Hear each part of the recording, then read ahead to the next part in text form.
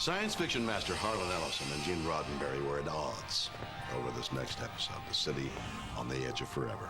As I heard it, Ellison, late with his script, was locked in associate producer Bob Justman's office to finish this brilliant teleplay. But as brilliant as it was, the style just wasn't right for Star Trek. So Roddenberry and Gene Coon rewrote it to fit the Star Trek formula. Their version is what you'll see next. Harlan never forgave them for rewriting a story, and he submitted his original script to the Writers Guild.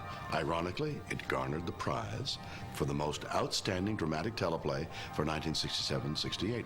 The completed episode, adapted by Gene Roddenberry, won the 1968 International Hugo Science Fiction Award.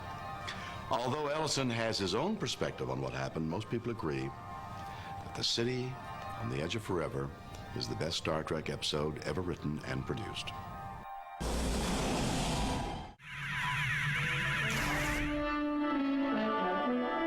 The idea for The City on the Edge of Forever came from, I had been reading a biography of the great evangelist, Aimee Semple McPherson.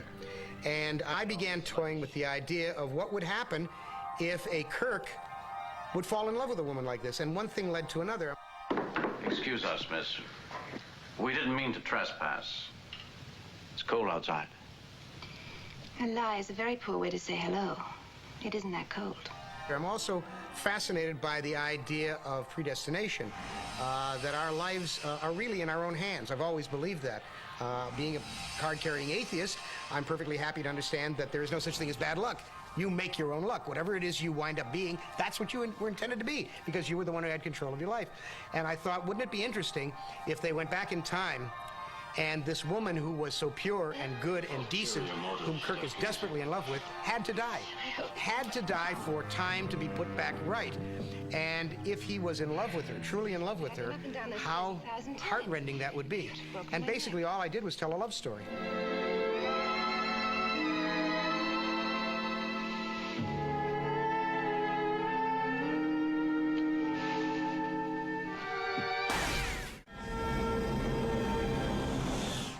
This is one of the few Star Trek episodes ever to use stock footage.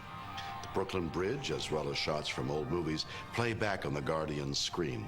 Also, note who plays Edith Keeler, a young Joan Collins, in her early television days before reaching diva status in the 1980s primetime soap Dynasty.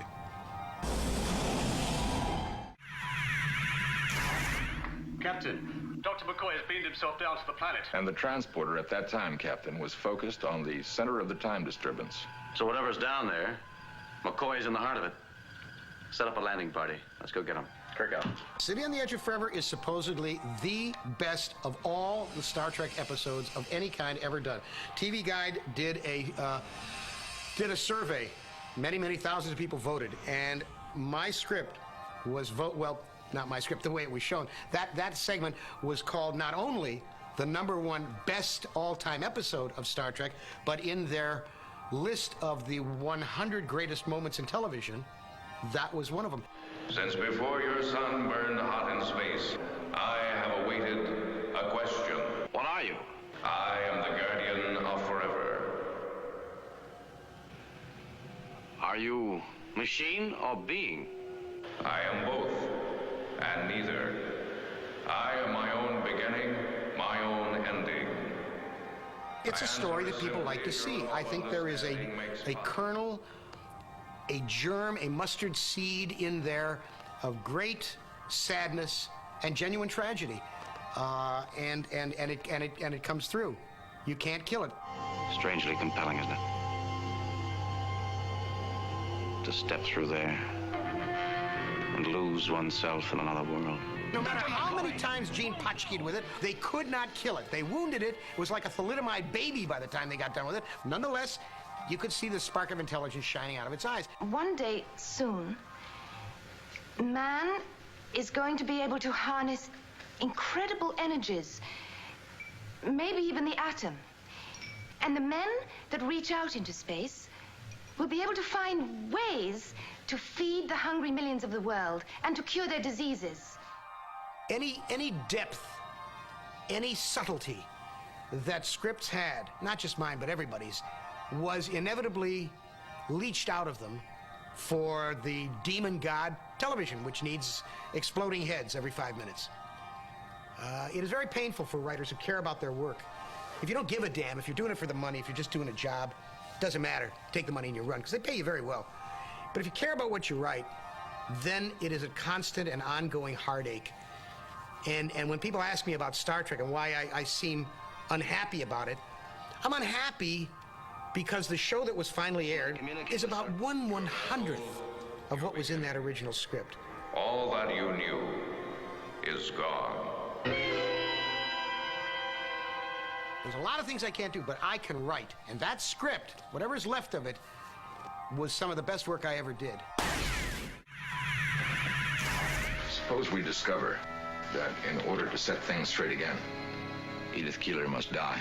In my script, in the end, Edith Keeler is about to be hit by the truck. She must be hit by a truck. She must die for time to be set back straight.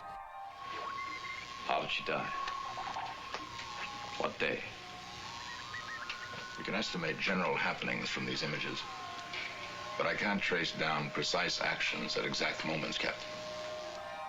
And Kirk goes after her to save her. He knows that he'll never see the Enterprise again. He knows he'll never be able to return to his own time. He knows that the world will be changed forever. He doesn't give a damn. He loves her. He loves her. He's held back by Spock, who's logical. That was the sense of that scene, not the way it was done. And he watches her get killed. And in the end, when they're back on the Enterprise, and up until this point in the show, Spock, I'm told, I never saw them, but I'm told Spock had never called Kirk by his first name. He'd always called him Captain. And in the end, in the coda of my script, Spock comes into the cabin and he says, "Jim, no one ever gave up the universe for love before." And it was a moment that I just, when I wrote it, I cried, because it was a very good moment, and it ain't there no more. That's what I was trying to say, that the human heart will always win out over logic, that there is a nobility in the human heart that we have to pay attention to. It's exactly what separates us from everything else that exists in this universe. Time and gravity take their toll, but kindness, courage, ethics, friendship, and love will always yank you through one way or the other. If you could go back in time and change the course of history, how much would you sacrifice? Kirk discovers the intense weight of this question in City on the Edge of Forever, where he's faced with the ultimate sacrifice, letting one person die for the sake of all mankind. In Harlan Ellison's original screenplay, it was actually Spock, not Kirk, who stopped Edith Keeler's rescue, but Roddenberry felt that Kirk's ability to make this crucial decision would be uncharacteristic of the Take Charge captain and would have eroded viewers' confidence. As we all know, in the final version, Kirk proves he's up to the challenge in spite of his emotions.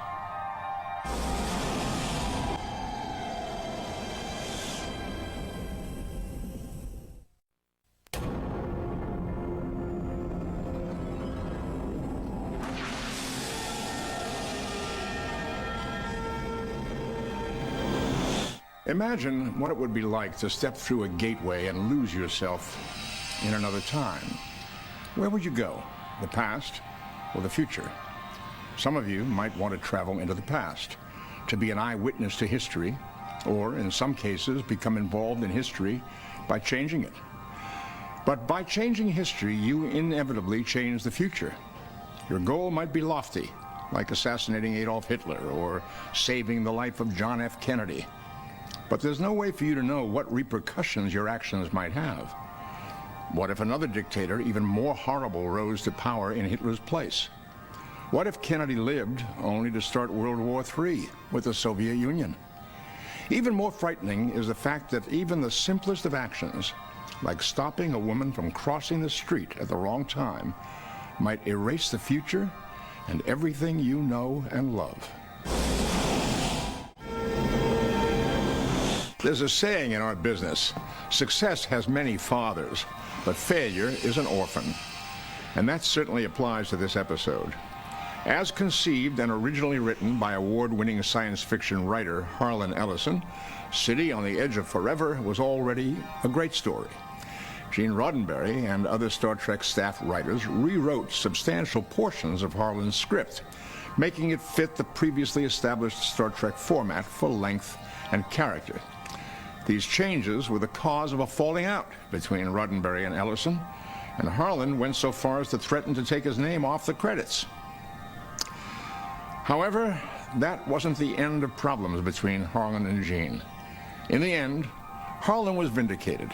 His original screenplay for City on the Edge of Forever went on to win the 1968 Hugo Award for the most outstanding script for a dramatic television series. City on the Edge of Forever is quite simply one of the best episodes we ever made. It has everything that the perfect story should have. Intense drama, suspense, great character development, and a few light moments thrown in for good measure. Everything fell into place thanks to a terrific script, top-notch acting, and wonderful direction from Joe Pevney. There are a few episodes of Star Trek that have always stood out from the rest, and City on the Edge of Forever is at the top of that list.